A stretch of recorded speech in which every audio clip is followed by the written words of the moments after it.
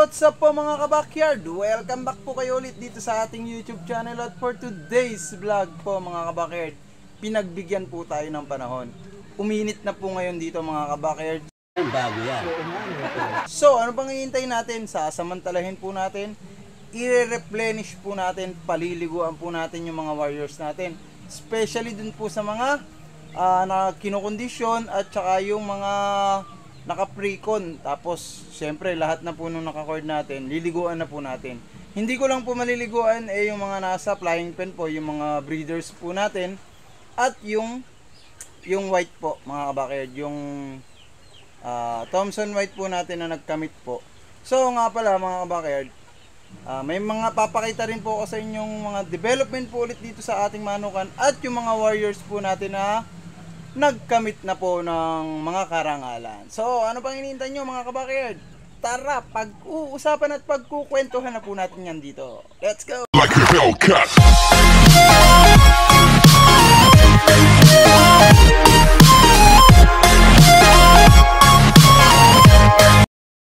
Iyon po mga kabakyard. At ang una ko pong papakita sa inyo mga kabakyard ay syempre ito po ating pinagkakatayuan po natin. So medyo dumilim-dilim po at yan asan ba ilaw na doon? Yan may ilaw na po tayo dito mga kabakyard. Ibig sabihin may bubong na po ang ating ruweda. Yan po ruweda natin. So baliktarin ko na mga kabakyard yung camera para ma-focus natin, para mapakita ko po sa inyo yung aking DIY po na ruweda po dito na kailangan po para po sa mga mauulang panahon at sa conditioning stage po mga kabakyard. So yan, babalik ko na. Iyon mga kabakyard. So ito ang ginawa ko mga kabakyard. So nabubungan ko na po siya at syempre nilagyan ko po siya ng kayakas po, yung pong dahon ng yung mga dahon po ng niyog. So yan mga kabakyard, nagpakuha po tayo dito sa tropa natin dyan sa kabila. So binigyan na lang po natin siya ng pangmerienda para po kasi pabigat po yan dito sa isang pampatibay po sa bubong natin dahil wala pa po tayong pang afford po ng mga yero. Kaya ganito po muna yung ating mga binili, mga tolda lang po muna mga kabakyard. So ang kulang na lang po dito mga kabakyard yung pinakaharang po. So dito diba dito yan, may harang po yun dito. Tapos ito po yung pinaka-entrance, yung pinto. Ito, tatanggalin ko po naman aray, iipod ko lang. Tapos yung dito mga kabakyard, yan. Yan, pag ganyan dyan. So yan mga kabakyard Ang sukat po nito is 4x4 po, 4 feet ba, 4 meters po. 4 meters by 4 meters, so 12 by 12 feet po. So pwede na po talaga yan. Kasi pag nandito ka, yan, yung layong yun, pag nandoon yung ka-sparring, may buwelo na rin po kahit papano. Maganda na rin po yung yung gawing talagang makapagpakilusan. Kaya ko na rin po magpailaw dito ng mga 6. Maximum po 6. Pero pinakamaganda mga 3, 2, luwag na luwag. Maganda magkakahiwalay po sila kasi pag medyo crowd 6 po, medyo malalapit po yung gap, baka magpang-abot naman po mga kabakyard. So yung ating ito kasama na po yun sa conditioning stage po natin, yung paglalagay po dyan sa mini fly pen. So yan nilagyan ko na rin po ulit ng mga kusot yan mga kabakyard para po hindi po ganun kalamig po talaga yung lupa. So ito bala ko mga kabakyard, gusto ko parang gusto ko tanggalin to, lagyan ko po ito ng ng mga parang pahingahan po nila mga kabakyard, yung pong tangkal po mga kabakyard, kahit mga dalawahan lang po yan, dalawa, tapos may second deck. Gusto ko po kasi mga ganun, yung mga may mga second layer para medyo mga kabakyard, para medyo space saver ba mga kabakyard. Bola lang yan. Tapos syempre ito mga kabakyard, yung ating ginawa. Ito yung ginawa natin sa bahay. So naikabit na po natin. Nga lang po, mga sisiw po muna yung nakakaikinabang dito mga kabakyard, yung mga nakasilip po. So disclaimer mga kabakyard, no animals were harmed in the making of this video. Yan Ang cute lang po talaga nila, kaya gusto ko talaga silang i-pictures, ipakita po sa inyo mga kabakerd. Na lumalaki po silang mga healthy para po dyan sa mga subscribers natin. Dyan po tayo kukuha ng mga pang papa-free raffle po natin. Tapos ito mga kabakerd, oh, malalaki na rin po talaga yan mga kabakerd. Oh. Yan, iwalay na po yung lalaki sa babae, yung ibang babae na ihiwalay ko na po. Tapos yung syempre yung nandun sa kabila. Tapos ito yung ano mga kabakerd, yung teka, papakita ko po sa inyo muna yung mga. So nga pala mga kabakerd, yung sa mga about po sa mga result po nung kinondisyon po natin na 3 warriors po, all W mga kabakerd, all goods po mga kabakerd. Yun yung What are you talking about, man? yung isa mga kabakerd nandoon, yung isa naka-cord na, tapos yung isa hindi ko na ipo-focus, medyo ano na po, ininda po niya yung ano yung sugat po niya sa hita. So kaya hindi ko na po ipapakita sa inyo. Ito lang po yung picture niya. Ito lahat yung picture ng mga nagkamit ng karangalan. So yan, 1, 2, 3. Male sim, tapos yung ating Thompson white sweater, at ito pong pangatlo, yung pangalawa po yung sweater red, tapos yung Thompson white sweater. Yan. So mga kabakerd tapos ano pa ba? Pakita ko na rin po sa inyo, paliliguan na po natin sila. So, tara, punta na tayo sa cording. A few moments later.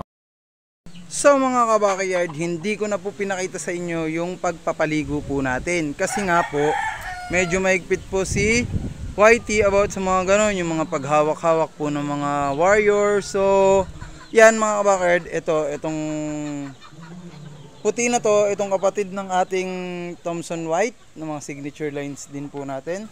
Yan po ang nakalinya po. Pang Friday po yan, December 8. Tsaka itong pumpkin po, yan. Yan dalawa po, yung mauna. Pero lahat po yan mga kabakerd, niliguan na po natin kasi nga po, mga naka-precon din naman po yan mga kabakerd. So para mabilis na po yung conditioning stage po natin, pinapasok ko na po sa mga precon, pati mga pagkain, yung mga gamot, binibigyan na po natin yung mga yan mga kabakerd, para once na sila yung pumasok sa conditioning, 1 week, 2 weeks, 1 week na lang mga kabakerd, yun talaga yung pinakamabilis. Talagang halos ganun na talaga yung i-perform po nila mga kabakerd. So yung mga white, yung mga naka-precon, itong sweater lines po natin, yan. Tapos ito pong bago natin dito na para pong Kelso, parang Kelso Gilmore. Ibahin mo! Crosses po, yan mga kabakerd.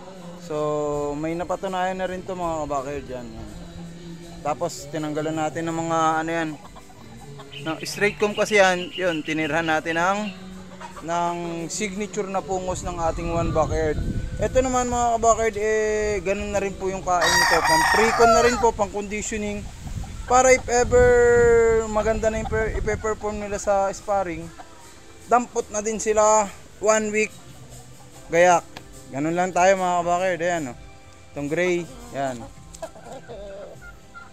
So yan, mga naka-pre-con yan. Tapos ito, bata kasi ito mga kabakerd.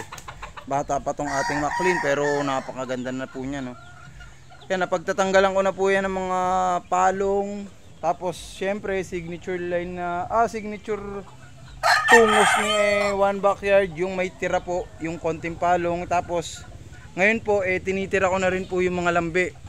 Kasi hindi naman po pang-release tong mga to. So medyo mas nakaka-advantage po tayo pag may ganun yung pungos mga kabakerd. Medyo pangit tignan. So ayan mga kabakerd, yun yung isang advantage ng pagtitira ko ng mga palong at lambi ng ating mga warriors. So ito, Ang galing! Ang galing! ito, napaliguan na natin yung unang nanalo do sa unang nagkamit sa Rizal. Yan. So ngayon nakakadalawa na siya. Tapos, syempre, hindi ko na niliguan muna yung puti mga kabackyard.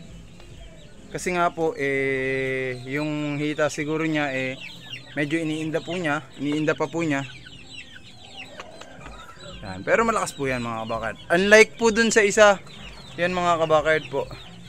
Unlike po dyan, no, medyo namayat po talaga mga kabackyard. Di ko na ipopokus yung ating pangalawang nanalo sa Liliw. Yung ating pangalawang Warriors po. Hindi ko na ipopokus mga kabackyard. So ayan mga kabackyard, sayang yung init. Pinagbigyan po tayo kaya nagpaligo po tayo. Importante po talaga yung syempre para ma-refresh po sila mga kabackyard. Tapos yung mga balahibo po nila, syempre mga nagpuputik, ganun. Kaya kailangan malinis po natin. Mahirap naman po nung sumasabak sila sa conditioning pero hindi po presko yung mga balahibo, hindi po magandang tingnan yung mga balahibo nila. Kaya mas maganda yung ganyan pagkakataon po na umiinit na ganito, naliliguan po natin sila. So yung at yun na nga po mga kabackyard. Yan meron na tayong bagong pwesto. Ito. Yung ating rueda. So medyo malapad-lapad na po yung ating sisilungan kapag sa maulang panahon po mga kabackyard. Tapos mapapakilos ko na po ng maganda po dito yung ating mga warriors na kinokondisyon. Ang kulang ko na lang mga kabackyard, scratch box po. Kasi hindi ko po alam kung saan ko ipopwesto na hindi talaga mababasa din po. So inahanapan ko lang po ng pwesto. Pero soon talaga lalagyan ko yan mga kabackyard. Kailangan kagaya dun sa natin mga kabackyard, sa kabilang pinag-alisan na pagmamanukan, meron po talaga tayong scratch box po dun. Yun pang po talaga, exercise po talaga nila yun. So ngayon ang rotation lang po muna nila cording, flying pin, tapos dito pailaw ngayon, palakad, sampi, yun yung mga ang kulang lang natin yung scratch box. Kaya kinakahig-kahig na lang po muna natin sila sa kapwa nila. So yun mga kabackyard, para talaga yung mga paa hindi naman yung may stretch po talaga.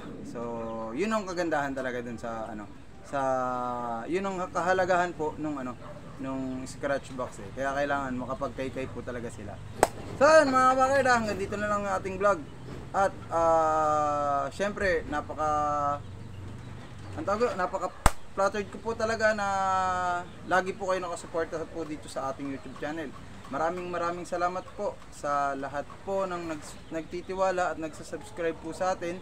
At doon po sa laging naka-update po ng panonood po sa mga bawat vlogs po natin. Maraming salamat po sa inyo mga kabackyard. Kaya naman papalaki-palakihin lang po natin yung mga sisiw natin. At mark my word mga kabackyard, sa birthday po natin yung kabackyard, mamimigay po tayo ng mga pullets po, at even kahit 1 to 2 na nakaka-reels po. Yan, papamigay po natin yan para po sa inyo lahat yan mga kabackyard.